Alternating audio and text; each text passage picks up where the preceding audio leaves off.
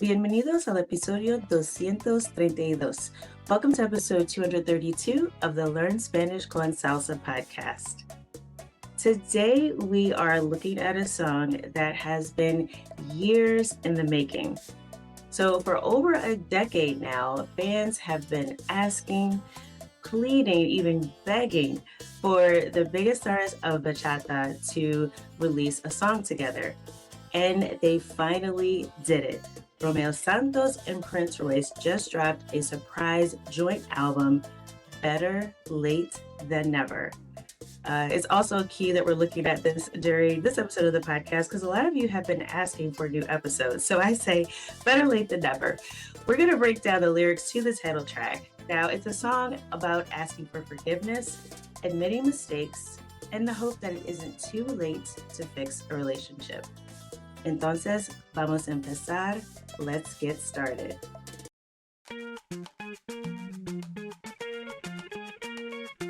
Bienvenidos. Welcome to the Learn Spanish con Salsa podcast, the show for Spanish learners that love music, travel, and culture. Close your grammar textbooks, shut down the language apps, and open your ears to how Spanish is spoken in the real world. Let us show you how to go from beginner to bilingual. Here's your host, certified language coach, Tamara Marie. Before we get into the lyrics, remember, you can find the official music video and the full lyrics and translations of the song on our show notes page at learnspanishconsalsa.com/232 for episode 232 of the podcast. All right, so let's get into it. The song begins with an intro, and it's really Romeo Santos and Royce going back and forth through the whole song. So the first line starts off with Romeo Santos, and he says, Yo te abro las puertas de mi corazón, sin miedo. Yo te abro las puertas de mi corazón, sin miedo. So this means I open the doors of my heart to you without fear. So if I was to just say, Yo abro las puertas de mi corazón, I'd be saying, I'm opening the doors to my heart. But he says, Yo te abro. So he's really saying, I opened my heart to you. So remember that te usually is like a to you, for you kind of thing. So yo te abro las puertas de mi corazón sin miedo. And that just means without fear. So here he's really setting the stage for the song that he has nothing left to hide. Then it says, Así verás el cambio tan genuino en mi interior. Así verás el cambio tan genuino en mi interior. So this is Royce. So again, they kind of go back and forth each line. So this means, so you will see the change so genuine inside of me.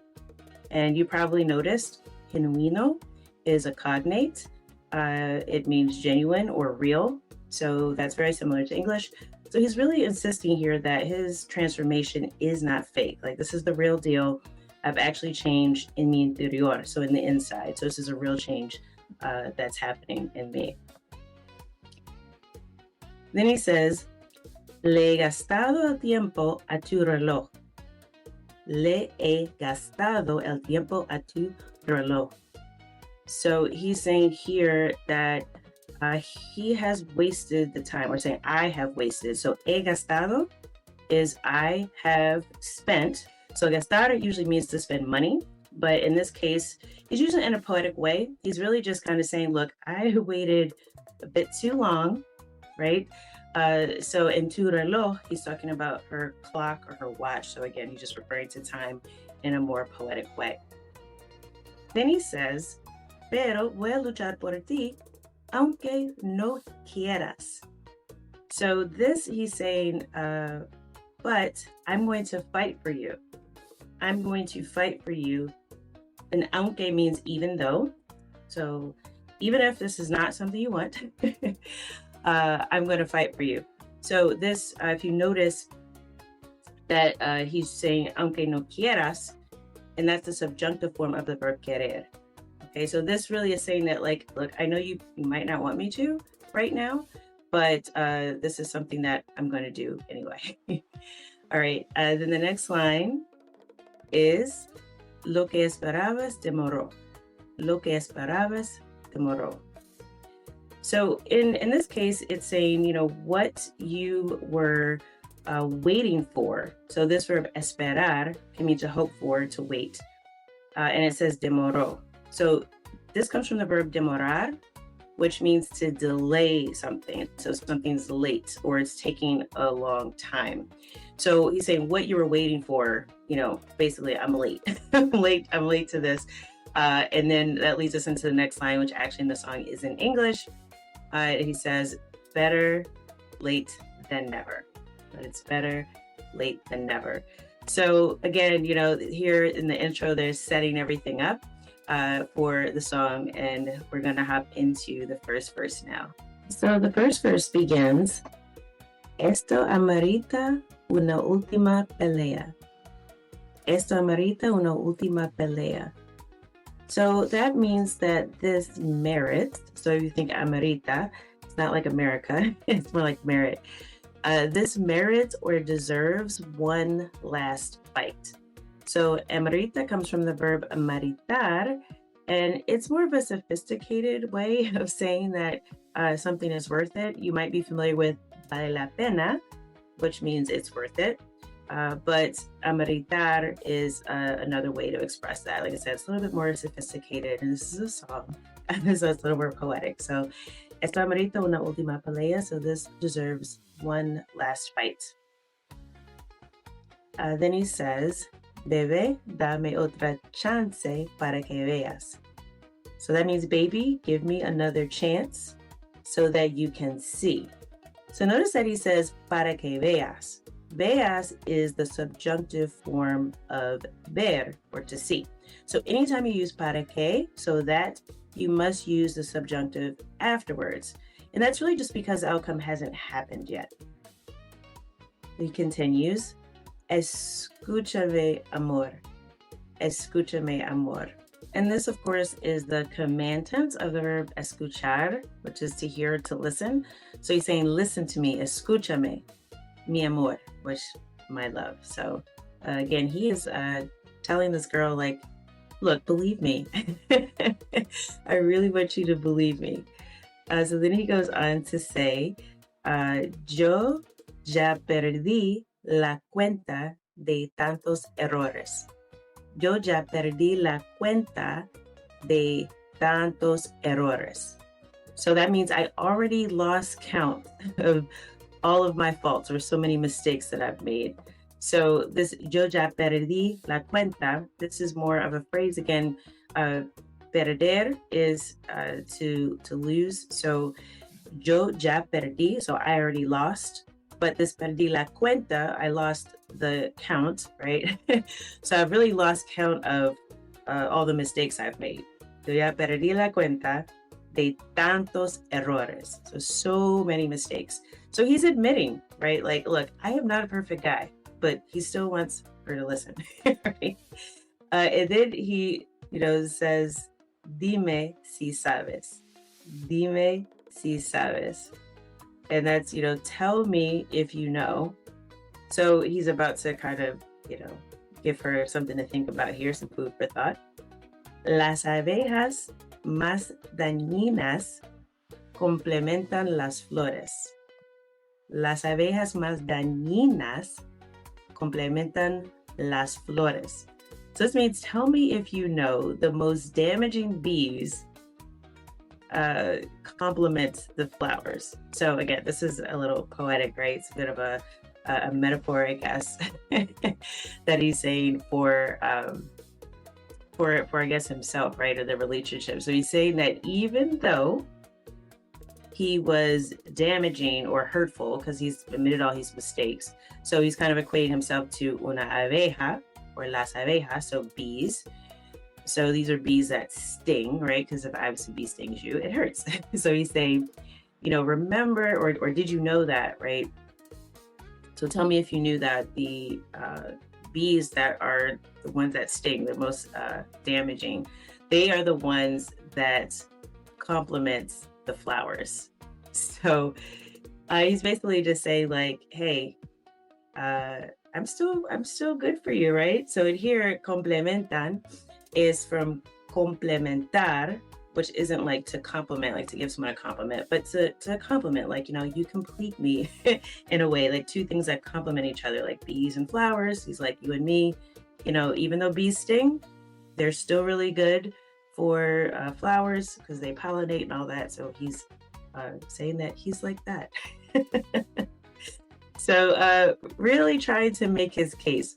And then, so right before the chorus, he says that si abres tus DMs, vas a ver un millón de mis disculpas. Si abres tus DMs, vas a ver un millón de mis disculpas. So he's like, if you open your DMs, you are going to see a million of my apologies. So even in Spanish, use the term DMs. So if you know the alphabet in Spanish, of course, says DM. So DMs is like DMs. And, that means obviously direct messages, or you might also hear sometimes people say mensajes directos, but that's probably not as common. You might just hear people say mensajes or DMs. All right. So he's apologized a lot. He's been in her DMs. Then he says, y ya que me bloqueaste,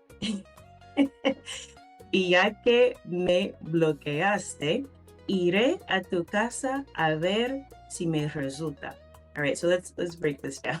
So he says, and since, so ya que means since. And since me bloqueaste, that means you blocked me. So bloqueaste sounds a little Spanglish, right? But it comes from the verb bloquear, which is to block.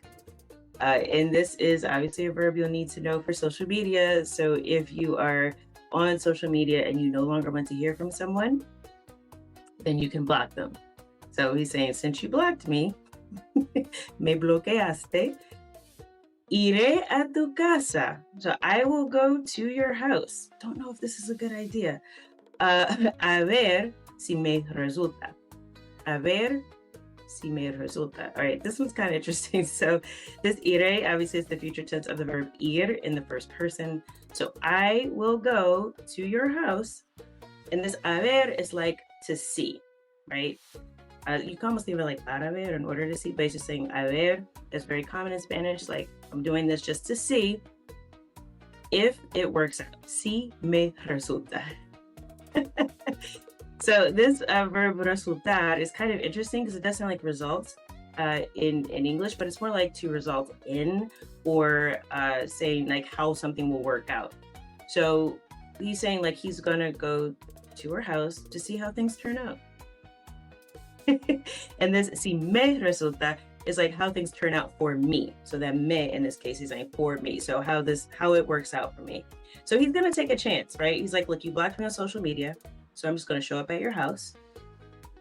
We're not gonna say that he's a stalker yet, but I mean, if someone just kind of shows up at your house and you block them on social media, I don't know. But he's very confident, right? Versus both Romeo and Prince Royce, very confident. All right. Yeah. So then it goes on to the chorus where he says, no digas nada, que ya cambié mi corazón, que ya cambié mi corazón. And this is the main sort of refrain of the song, like the chorus, saying, don't say anything, no digas nada. And this, que ya que cambié mi corazón, he's saying, because or for, I've already changed my heart. So he's saying like, look, don't say anything, right? He gets to her house, obviously, I guess she opens the door. Don't say anything. Que ya cambié, I've already changed mi corazón. So he's really trying to say, like in the beginning, I have made a real heartfelt change from the inside. I know I've messed up, but this time, if she wants to believe him, it's her choice. This time I've changed, all right? And then they both are kind of singing together in the chorus, but then it says, y te presento esta versión de un hombre renovado. So he's saying here, and I present to you, or I'm introducing you. So this is just how I think of it. I think of like Jay-Z, not a fan of Jay-Z, but it's that allow me to reintroduce myself line that he says. So that's basically what he's saying. Like, y te presento esta versión de un hombre renovado. So I'm presenting to you this new version of me. I am reformed. So renovado kind of sounds like renovated in English, right? But you can think of it like I'm reformed, right? Like I'm renewed. I've really changed. So un hombre renovado, I'm a changed man. I'm introducing you to this new version of me. I'm a changed man. And then from there we go to the title of the song. This time in Spanish. So the name of the song you'll find in English, Better Late Than Never. But in the chorus, then it says mejor tarde que nunca. Mejor tarde que nunca. So that's a literal translation of better late than never in Spanish. So this is also a great phrase because we'll say this in English, right? If someone comes up to you like, oh, well, better late than never, right? So mejor tarde que nunca is something you can really use. But anyway, yeah, so he's saying, look, I know I've messed up, but hey, now I've changed and better late than never. So at least I finally was able to make a real change. Please take me back. And then it says, tú lo anhelabas, por fin maduré cuando te perdí. All right, so this comes from the verb, which means to yearn for, right? It's a very strong desire. So this is the verb anhelar, and this is actually the past tense of the imperfect for the tu form, okay? So basically he's saying this is something you used to yearn for. You really wanted this. You have been wanting this for a while, something you would really want for me, right? You wanted me to change. So it's kind of like you used to want me to change, or something you had been wanting in the past, right? Por fin. So this por fin is finally, all right? So, and just a little quick note here. So when you hear por fin, it's like the sense of like, oh my gosh, finally. If you hear finalmente, which is finally, that's more of just kind of saying a sequence of events. It's like, okay, this happened, and this happened, y finalmente, this happened, right? Finally, this happened. Sort of like at the end. But when you hear por fin, it gives that more like, oh, finally, right? So there is a difference there in Spanish. In English, we have the same word, but in Spanish, those are two distinct things. So he says, por fin maduré. Okay, so I matured, all right? So that comes from the verb where to mature, madurar. Okay, so I finally matured. Cuando te perdí. Cuando te perdí. So when I lost you. So I guess like she left him, right? So they broke up after all his errors. I mean, she did block him on social media. But what he's saying is, look, since I lost you, I finally matured, right? So yeah, he's. I don't know if she should believe him. You tell me what you think, but I kind of wonder. Then it says, quizás te verás más bella sin mí. Quizás te verás más bella sin mí. So maybe you'll be better off without me, basically, right? Te verás más bella. It's more like you'll look better. You look more beautiful without me. But things basically like, you know, I don't know if you've ever been in a relationship and it's been very stressful. So you might just be thinking of like, wow, you look good. What happened to you? It's like, oh, well, all that stress of dealing with that guy that has sent me a million messages apologizing for things he did wrong, no longer with him, feeling a bit lighter. So yeah, but then again, making the case still, and they're saying this together because it's both Romeo and Royce, no olvides, don't forget, más vale tarde que no hacerlo nunca. No olvides, más vale tarde que no hacerlo nunca. So no olvides is don't forget, right? And we're still using that más vale tarde que nunca, but we're adding a little bit of emphasis this time. So here at the end of the chorus, we're saying, look, más vale tarde que no hacerlo nunca. So we're saying it's better late than not doing it at all, or never doing it. So just kind of adding in a little bit more emphasis than no hacerlo. All right, so then he says, tu amiga dice que tienes pareja. Tu amiga dice que tienes pareja. Ah, okay, so he's got some dirt, right? He says, look, your friend tells me that you are in a relationship now, that you have a partner, you know? So yeah, I don't know. I think boundaries are a thing here, right? Because basically, she's blocked him on Instagram. and he's still begging and pleading, claiming that he's changed, and then shows up at her house when he knows that she is in a relationship. So, I don't know, but this is bachata. It's meant to be dramatic, but you have to decide if you would kind of take this kind of person back. Y se burla de mí. Y se burla de mí. So this is something like, and he's like making fun of me, or he's mocking me, right? The fact that you're with this other guy, it's almost like it's making a fool out of me. So they say burla de mí. Ah, wow, I don't know. And then he says, ojalá el rumor no sea cierto. Ojalá el rumor no sea cierto. Ay, ay, ay. So, ojalá, so it's like, I hope that, right? And anytime you hear ojalá, again, you know that you're going to most likely be hearing the subjunctive to follow that. So he says, el rumor no sea cierto. So sea, that's the subjunctive form of the verb ser, or to be. So he's saying, I hope this rumor isn't true, right? So hopefully the rumor is not true. So el rumor, obviously very, very similar to English, same spelling, just different pronunciation. And cierto is true or right? So I hope the rumor isn't true. Now, I don't know why he thinks it's a rumor, because it's clearly coming from her friend. So I guess he's being very, very hopeful here. So I hope you have enjoyed that breakdown of the song so far. There is another part I want to share with you, but I'm going to save that to the next episode. The part that happens in the song before the chorus repeats, it's like the bridge. There are a lot of Easter eggs in there for Romeo and Prince Royce fans. So I'm going to let you see if you can figure out what those are. And then in the next episode, I'm going to share some of the Easter eggs they dropped in the bridge to the song. But, as always, you can go to our show notes page, learnspanishconsalsa.com/232 for episode 232 of the podcast. There you will be able to access the lyrics video for the song, as well as the full lyrics and translation. Hopefully I'll help you identify some of those Easter eggs in the song before our next episode. But now I want to go on to our new segment that we are introducing in the podcast, El Dato Curioso. So this is like an interesting fact. So in this segment, we're going to share some interesting details about the artists and the music that we feature here on the podcast. And then you're going to get a trivia question to answer, just to see how much of a true fan that you really are. ¿Listo? Vamos a ver.